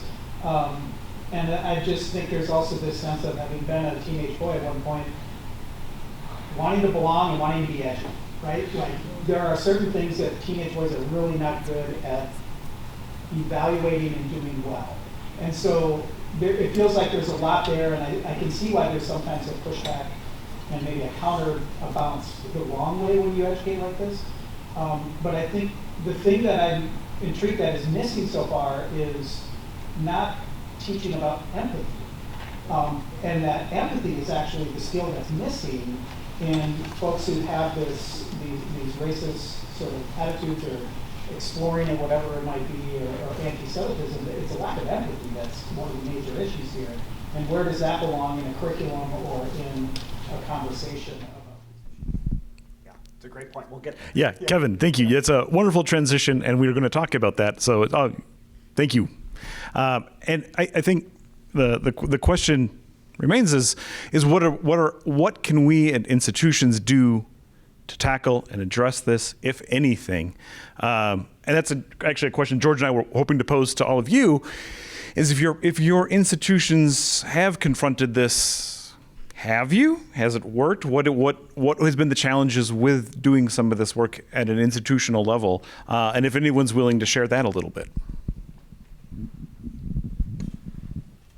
Hi, I'm from the Museum of Us, and so we, being in California and just a 20-minute drive from the U.S.-Mexico border, as I hear people speak of regional understandings of colonialism, for our region in particular, which is a trinational region really with U.S., Mexico, and also the Kumeyaay Nation, whose border crosses through, we really are thinking about it in terms of mission colonialism specifically. That is something we hear from a lot of consultants, is growing folks' understanding of the impacts of mission colonialism for our region specifically. And so the building that we are in, for folks who haven't seen it or haven't seen a photo, it is literally a monument to mission colonialism. It's built as modeled after a Spanish church, not one in particular, but just in its construction. The facade of the building has statues from Cabrillo to Father Sarah being, leading the mission in San Diego and being directly responsible for the deaths of so many Kumeyaay peoples. That, as unfortunate as it is, has really given us an obvious on-ramp to beginning the discussion around who are these people, what did they do, like what is the history there, and really, although a lot of folks are maybe hearing it for the first time and it's challenging for them to hear it, really acknowledging that genocide that has happened, and a 90% population loss as a result of mission colonialism. Thank you. Anyone else feel like sharing again? No pressure? Okay, well, maybe we'll move on. I'll get back to George. Yeah, so I'll wrap up this portion and we'll get into some frameworks in just a moment. But with some of what, and I've already alluded to this, but how my thinking and approach has changed in my own classroom over the last few years, where first I had administrators, and my approach was to teach about the Holocaust, and maybe include anti-Semitism, more of a focus on anti-Semitism in teaching about the Holocaust. I think I then shifted to this recognition that with swastikas appearing in the bathrooms, maybe what I need to do is teach about contemporary anti-Semitism. And I actually would teach units about contemporary anti-Semitism divorced from the Holocaust. And maybe that's not the right approach either, but I thought, if it's not working to talk about this with the Holocaust, maybe what I need to do is start the year by talking about contemporary anti-Semitism. And I think that resonated with students, and I definitely heard from many that came back into my classroom week after week to say, look, I found this example, I found that example, right? They were able to more readily recognize instances of anti-Semitism and indeed other forms of racism, other hate speech and things that they were seeing. They kind of had a way then to recognize this and an adult to report this to. But I think more recently I've come around to this idea, and I don't even know if this is the right way to phrase this, but teaching about white supremacy, to really kind of think about the ways in which all of this is tied together. And, I think Kevin's point earlier, mentioning young boys, right, and being a teenage boy and the idea of masculinity, talking about that as well, right, and tying all this together to help students really understand what is going on. What are these processes that are working in their lives, in our school, in the community, in the country in general, that allow this to kind of exist in our spaces. And I don't know. I mean, that's still kind of where I'm at, working through a lot of this. And so certainly try to work through this as a teacher, right, with that hat on, but then also as a researcher and writing about this and talking about this. And so this is relatively new for me. And I think this is where a lot of, I mention this because I think this is where a lot of institutions are that do work around the Holocaust, didn't do much about Judaism, about anti-Semitism, and slowly have tried to add units, add programs, add a focus on contemporary anti-Semitism to try to address the rise in anti-Semitism. And, I wonder if the next step then is to think about white supremacy. And of course, that seems to be off limits, certainly, maybe not so much so in Minnesota, but in Wisconsin, where I teach, we don't have the legislation, but legislation that comes out of states like Florida has had such a chilling effect that, I don't think anybody would openly talk about teaching about white supremacy, unless I'm a few hundred miles away in a conference room overlooking the Mississippi, right? Maybe I'll mention it then, but so I don't know. I mean, that's, I guess, the my frustration where I'm at with a lot of this. And so with that, we wanted to move into 4 frameworks. So these 4 frameworks are common ways in which the Holocaust, genocide, anti-Semitism, racism to a certain extent, right, have been talked about in classrooms, museum spaces, curricula in the United States over the last 40 plus years. And so our hope is to introduce each framework one at a time and then give folks a little bit of time to talk about it at your table and think about where you've encountered this framework, maybe as an institution or an individual, and what this framework might mean for you and your work. We're certainly not recommending these as frameworks, and we'll be quite critical of some of them, but I think they are those common frameworks that we see in this work. And so with that, I'll just go back to settler colonialism just for a moment, because I'd like to be able to reference this as we talk about some of these frameworks. And so 3 things in particular. So we already mentioned the work of Eve Tuck and Kei Wayne Yang, and they've done quite a bit of work together. And I just want to reference 3 ideas. So the first is this notion of settler futurity.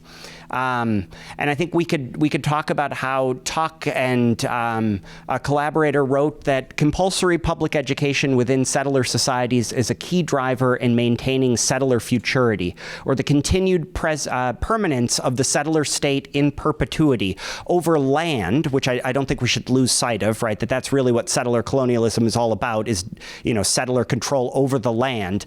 But I think also institutions and narratives and other things as well. And so settler futurity is one, this idea of maintaining continued presence in perpetuity over this land. The other is the idea of settler moves to innocence, or those strategies or positionings that attempt to relieve the settler of feelings of guilt or responsibility without giving up any land or power or privilege, without having to change much at all. And I think we could probably find examples of these readily in our institutions. The way I mentioned this before, we shift our language to be, less offensive, more appropriate, without making any real change in power, perhaps, right? And so these settler moves to innocence. And then lastly, Dolores Calderon, who works as an education scholar, theorized that public school curriculum, and I think we could say this for programming in museums as well, curricula in museums, within a settler colonial nation state constitutes what she referred to as settler grammars, or those discursive logics that maintain settler colonial ideologies. And so as we work through these frameworks, I would ask us to, at points, and these are built into the questions, but to think about these notions of settler futurity, settler moves to innocence, and settler grammars, because I think they're often not thought about when we talk about Holocaust in particular education, but Holocaust and genocide education. And so with that, I'll move into the first framework. The first framework I'll just call difficult. And we do have these, Demetrius is coming around with these quotes that are on a handout. I don't know if I'll read them or have folks read them, but I think when we have time to discuss, I'll leave them up and you have the handouts so we can build some of that reading time into the discussion. But I think these are in some ways easy enough to understand and just to talk through. So I'll refer to these two, difficult knowledge and difficult histories, just collectively as the difficult. I think in my career, certainly Holocaust and genocide education has been labeled as difficult. These are difficult histories. The Holocaust is difficult. I was taught that way when I was in a teacher licensure program thinking about how to teach about the Holocaust. There's a lot of research that frames these histories as difficult. There are other histories, around race and racism in the United States that are also framed as difficult, and plenty of local histories of violence that often get framed as difficult. And I think we could separate out a little bit between difficult histories and difficult knowledge. Difficult histories is a little broader, and there are many scholars that take this up. Maya Shepard, coming out of the University of Minnesota, just being one, is a broad term covering traumatic or violent histories, or those histories which challenge or refute collective national narratives.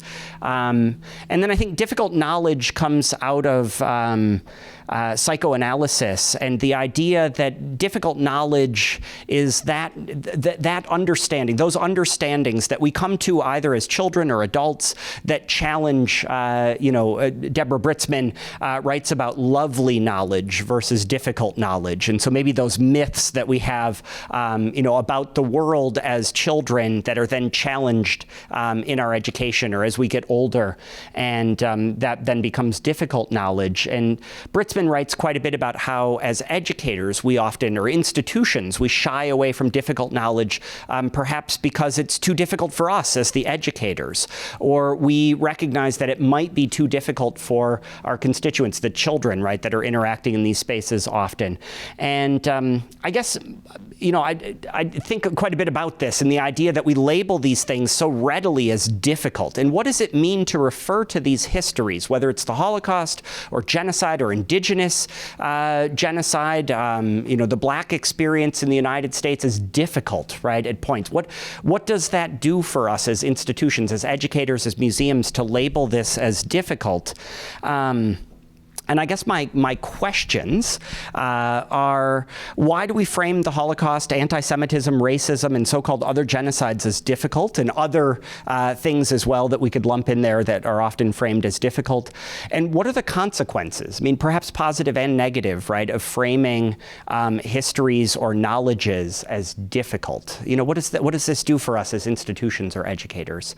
And so I'd love to give folks just a chance to think about this framework, and I'm sure you've encountered it before, the notion of difficult, and just to talk a little bit amongst yourselves, and then we can come back together and talk about another framework. So I will say one of the things I've noticed about the way difficult is handled in education, and perhaps differently in museum spaces, but in K-12 education, often what I've noticed is that there's been a lot of conversations in social studies and English language arts spaces to have folks limit the amount of difficult material that students are encountering. That it's too difficult, right? And we're piling on too many difficult topics for students. And I do hear this occasionally from students as well. And I think inevitably what ends up happening, and I've seen this in the school where I teach, where I mentioned we teach about the Holocaust 7 times students encounter this before they get to my classes, juniors and seniors. I think often what ends up happening is that teachers then make a choice about the so-called difficult topic that they're covering, and many teachers choose the Holocaust. And I think the Holocaust has become a less difficult topic. And so that becomes the topic of choice in at least the school where I'm teaching, and I think from work that I've done with other teachers in many other schools across the state, across the Midwest, across the country. And so I wonder this framing of difficult, and especially including the Holocaust within this. And I recognize there are ways that it could be difficult in different contexts, and certainly my context, maybe it's less difficult, or the way that it's approached is less difficult, but I think that's something interesting that I've noticed. And I guess we'll have time for a conversation about all of these frameworks when we kind of wrap it all together. But maybe what we'll do is move on to the next framework, introduce that, give folks another chance to talk. The second framework is what's often been termed the Americanization of the Holocaust. And this is a term that's been used since especially the 1990s, not to get too much into the history of Holocaust education, but it really starts to bloom in the 1990s in the United States, which is where it became something, a standard within the social studies or English language arts or just K-12 curriculum that students would learn about the Holocaust. The museum in Washington, D.C., USHMM, opened in 1993. Schindler's List came out that year, right? So there's this real emphasis on the Holocaust. Before this, it was taught sporadically. It really has its roots going back into the 60s and 70s, but primarily in Jewish majority serving institutions, and then slowly comes into public education by the 1990s. And scholars start to critique the way in which the Holocaust is covered in the museum in DC, other museums and institutions around the country, and in education spaces, referring to this as the Americanization of the Holocaust. And maybe to put just a quote about what this is, and there's more on the sheet that I gave you if you want to reference it, right? But the many ways that the Holocaust has been represented in American culture. And this really is, kind of the Americanization of this narrative. And I think we could ask the question, for what purpose, right? But I want to just give one example, and I was going to play this video. It's just 38 seconds, and you can find it on YouTube if you want, but we don't have sound, and so I won't play it because the sound is what's important. But if you've been to the museum in Washington, D.C., it opened in 1993. It has changed very little. Now, obviously, the structure of the organization of the museum and things like that, folks there have changed, and they've opened new centers and all of that. And, there's been more of a focus on genocide in some ways from the scholarship that comes out of the museum. But the main exhibit that you would encounter has changed very little, which is interesting to think about for me. I'm not in museum studies, but to think of this museum that hasn't changed in, 30 plus years now, right? It's just really the shifts in the field of Holocaust studies, shifts in the field of education, and here this exhibit remains fairly static. And I think one of the interesting things you encounter when you go to the museum, and I imagine most folks have been, so maybe you can think of this, is you take the elevator up to the top floor and you slowly wind your way down to the lobby again through these different layers of the Holocaust on different floors. And so really, in my mind, and correct me if I'm wrong, right, but the first piece of the exhibit that you encounter is in the elevator. So you ride up, the building certainly and all of that, right? I don't want to discount that, the architecture, but the elevator for me, and I would take students there, you go into this elevator, and as soon as the doors close, a video starts automatically, and it's just a 38-second video. It's the ride all the way up to the top, and it's a U.S. soldier. It's just the voice of a U.S. soldier with some grainy footage of a soldier liberating, so a liberator at the Ordreff concentration camp, talking about in a very shocked way, oh my God, we had no idea, right, as they're walking into this camp and what they're seeing. And of course, there's a lot of scholarship that would suggest that, Americans did know quite a bit about the Holocaust. Anti-Semitism was prevalent in the United States before and during the World War, and that this, certainly could have been a shock to this individual soldier who I imagine, I don't know, is a young man, right, encountering this, but that's the piece that the museum chooses to start the visitor experience with, that the United States had no idea about this, and our role, until you get into the later parts of the exhibit, is as liberators. We came and saved the Jews of Europe from the Nazis, opening up these concentration camps. And I think this fits into that idea of American exceptionalism, right? That, this Americanization of the Holocaust, that often the narratives we develop about the Holocaust, about anti-Semitism, about genocide, certainly I think much less about racism in my work and more about genocide and the Holocaust, but I think probably the ways in which we talk and teach about racism really are in service of some notion of American exceptionalism. And so I think this is the second framework, and we'll just give folks a chance to kind of talk about that, right? This Americanization of narratives. And I guess we're focused more on the Holocaust in this example, but you can take it a little more broadly. So we'll give people a chance to chat at your tables again, and then we'll come back together and take a look at a third framework. I apologize. I did have questions to go along with this round too, and so I'll put them up, right? So sorry. But yeah, they're, American exceptionalism, and then specifically the settler futurity and settler moves to innocence. And so you can think about those as you're talking as well. Thanks. All right, we'll bring it back in together here. And George and I were talking here, and I think as we're thinking about these frameworks, right, these aren't necessarily siloed events, right? I mean, we think about this difficult histories, difficult knowledge, certainly reinforces this idea of American exceptionalism, right? Because it's easier to avoid conversations, and that essentialized idea of what the Holocaust narrative may be is a lot easier when we just talk about America's role in it, right? It allows us to avoid uncomfortable or perceived problems. So as we're looking through these, really think about that is how do these maybe possibly blend together, merge a little bit? There's a lot of blurring of the lines between some of these frameworks. All right. Well, to move into our third framework, and the next two frameworks are going to be a little bit more about comparison, which is a big topic in genocide studies and Holocaust studies.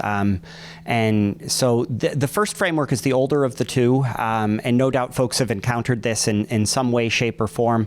But it's the idea that early on, the Holocaust was often treated as a unique historical event. There were big debates in Germany in the 1980s and 90s about this, less so in the United States, but certainly they spilled into the United States and elsewhere about how should we understand the Holocaust in scholarship, in public consciousness, in education, in museum spaces. And for a lot of folks, the Holocaust was something that was unique. And there's a whole host of reasons why scholars talk about the Holocaust as unique, an unprecedented genocide, this Nazi desire to exterminate every Jew, as opposed to other groups and other genocides, perhaps, right? This kind of, global effort. And I think, this has come into the United States in many ways, this notion that the Holocaust is unique. Certainly the museum in D.C., and not to be too critical of the museum in D.C., but early on, efforts to talk about other instances of mass violence were shut down within the planning for the museum, and indeed in its early years, and they still struggle with that today. I think many Holocaust museums do. I have textbooks that I don't use. They're stacked on top of a cabinet in my classroom, but they're world history textbooks that are relatively current. I mean, as current as a world history textbook can be, right, in a public school.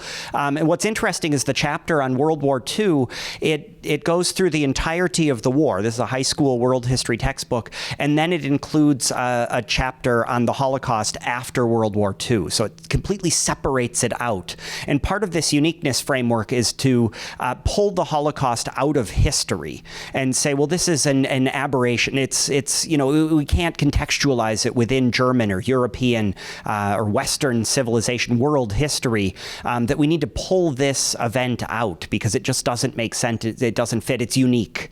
And so for a long time, I think this uniqueness framework permeated the way we thought and talked about the Holocaust. And I think to a certain extent it still does.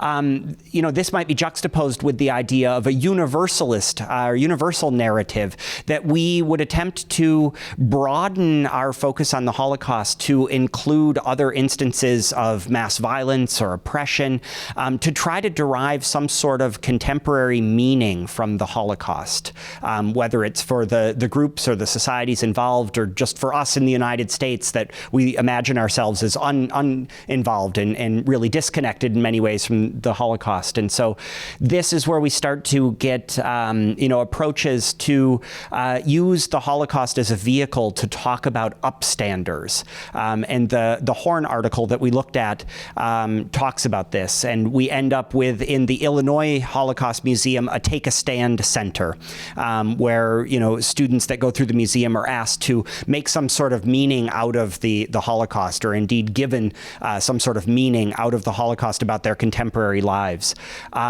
Or even here, this is maybe an extreme example, and I just kind of pulled this for fun, but from a museum in Cincinnati, the Holocaust and Humanities Center, mini upstander play sessions, right, for young children to come and perhaps make some sort of sense out of lessons that come from the Holocaust that we could then give to these very young children. I'm not sure what that would be, but something around tolerance or who knows, right? Diversity, inclusion. And so I think this is, still a struggle within the field, right? Well, how do we approach the Holocaust? Is it a unique event, and should we treat it as such, or can we derive some sort of larger meaning from this event? And the Horn article starts to get into the idea that the latter, right, this universalist approach, is where we lose Jews in the Holocaust, right? We can talk about the Holocaust without talking about who the victims were, right? Really. Right, and getting into their identity, where we, lose the anti-Semitism, and students then, derive some sort of understanding of bullying, perhaps, right, from the Holocaust, but not particular to, Jews as the victims, right, and anti-Semitism as the reason for this. And so I'll put up a question.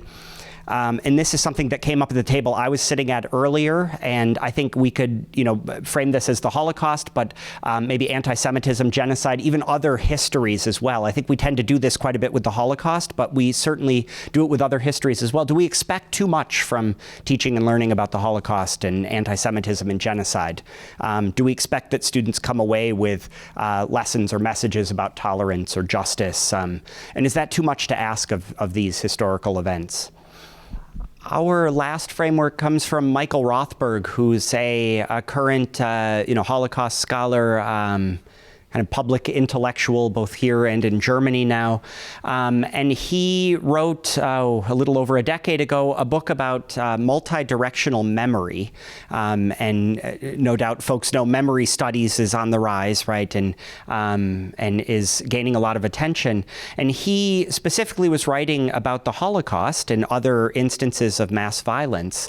And so multi-directional memory is, the idea that memories don't exist in the public sphere, in public discourse, in some sort of zero-sum scenario where they're competing with each other for space. That memories actually coexist, they build off one another. So he writes, pursuing memory's multi-directionality encourages us to think of the public sphere as a malleable discursive space in which groups do not simply articulate established positions, but come into being through their dialogical interactions with others. Both the subjects and spaces of the public are open to continued reconstruction. And goes on to write, the intersecting memories of genocide, colonialism, and slavery do not obey some zero-sum logic, as I said, but are instead generative. The conflict of memory produces not less, but more memory. And so I'll put up just an example that he uses in the book, which I imagine many folks are familiar with these two institutions, right? USHMM that we've referenced, right? The Holocaust Museum in DC, and then the Smithsonian Black African American History Museum that opened more recently on the Mall. And, you know, there was, and I imagine folks are familiar with this, right? But there was some controversy when the Holocaust Museum opened that this was opening on or near the Mall in Washington, DC, before there was a museum dedicated to Black history in the United States. And there was a lot of critique that came out in articles and op-eds about this. And I think Rothberg, if I could, paraphrase some of what he says in the book, right, he, I think would be of the opinion that this museum exists, and certainly the roots of it, predate the Holocaust Museum, but in many ways it exists because of the Holocaust Museum, right? That these memories, it isn't that there's only space for one and it becomes the Holocaust, but that having conversations about the Holocaust has opened up the possibility of conversations about other genocides or about the Black experience, right, either as genocide or not, right, and opening up, allowing a space to open up perhaps for an institution like this on the Mall where there might not have been a space. And, certainly there were attempts earlier to open a museum dedicated to Black history that were unsuccessful. And I know that it's a long process to open any sort of Smithsonian institution. So, but interesting to think about. And I think often we approach memory as this kind of zero-sum, with this notion of a zero-sum logic. And Rothberg is pushing us to challenge that. He provides for us in some other work, right, this idea of these axes for drawing comparisons, right? And so we could think about, right, on one, right, the axis of comparison, right, from equation to differentiation, and then the axis of political effect from competition to solidarity. And that, multi-directional memory for him sits somewhere in the middle of all of this. And so this has challenged a lot of the ways in which folks have talked about the Holocaust in society and indeed other instances of mass violence. I guess I'll put up here just a quote from, I have done some research studies with teachers across the United States who teach, similar to my course, semester-long high school courses devoted to genocide. And so I'm interested in these, kind of unique courses that exist rarely across the United States. And so this comes from a teacher who's teaching such a course in Cleveland, Ohio. And I'll read the quote. It is such a heavy, so in the school where this teacher is teaching, such a heavy Jewish population that when we are studying the Holocaust, the African-American students, right, who are a minority within the school, but a sizable minority, are like, again? Come on, we hear about the Holocaust all the time. And then when we get to race, such as Rwanda, South Africa, or the United States in the class, the Jewish students are like, not the same, nah, ours was worse. And so the teacher goes on to say, and it's like, okay, guys, it's not about whose is worse and how many more people died. It's like, hey, this happened to you and this happened to me. Maybe we could work together to prevent it in the future. It all sucks. Can we just agree that it all sucks and go from there? And, aside from maybe the flippant nature of this comment, right, I think this for me illustrates that students often want to make these connections and comparisons in classrooms. I started teaching a course just on the Holocaust 19 years ago, which is really how I got into this work. I had an administrator who asked if I would teach a semester-long course on the Holocaust, and it was students in those first few years that said, well, why just the Holocaust and not other instances of mass violence or genocide, that pushed me to then think about what am I doing in this class? And I think that's, where I see students here, right, that are interested in making these connections and talking about, negotiating these comparisons, right, and these connections. And often, I think this teacher is the exception, but often teachers and institutions try to shut that down, right? We don't want people to have these, they're too messy, right? And I think Rothberg is pushing us to have these conversations and, to approach things in this way. And so I guess, I'll just bring up one example, right? And certainly we can talk about other examples as well, but this is a little dated at this point, but the idea of AOC, right, referring to migrant detention centers or facilities along the U.S.-Mexico border a few years ago, right, as concentration camps, and the uproar that this caused using that term, right, to refer to these facilities as concentration camps. And I think Rothberg would be a little forgiving, right? And many Holocaust scholars following Rothberg have been forgiving of this sort of comparison, where institutions like USHMM were not, right, and put a statement out about, how damaging and dangerous these sorts of comparisons and connections are. And so I guess that leads me into my question, right, for this fourth and final framework. How do memories and histories of violence intersect and interact, and how can or should we compare or bring into relationship these histories of violence? So our last slide here is, I guess, a list created by Alex Hinton at Rutgers University, sort of laying out the kind of perceived hierarchy of genocides. And in this, we can actually sort of see how these four frameworks that we just talked about influence and shape these perceptions, right? That in this, we can make an argument for all of these frameworks manifesting themselves here.